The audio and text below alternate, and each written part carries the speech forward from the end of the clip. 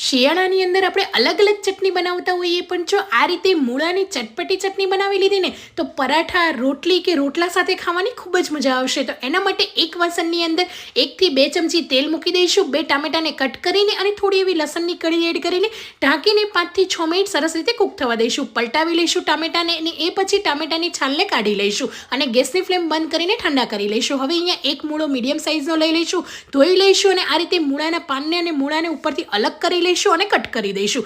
એકદમ ઝીણો ઝીણો કટ કરી લેવાનો છે. તો આ રીતે મૂળા અને પાન બંનેને મેં કટ કરી દીધા છે. હવે એક ચોપરની અંદર કટ કરેલા મૂળા અને મૂળાના પાન એડ કરી લઈશું અને આ રીતે રોસ્ટ કરેલા ટામેટા અને લસણ એડ કરી લઈશું. થોડા લાલ મરચાં અને લીલા ધાણા એડ કરીને ચોપ કરી લઈશું. તમે મિક્સર જારની અંદર પલ્સના મોડ પર પણ કરી શકો.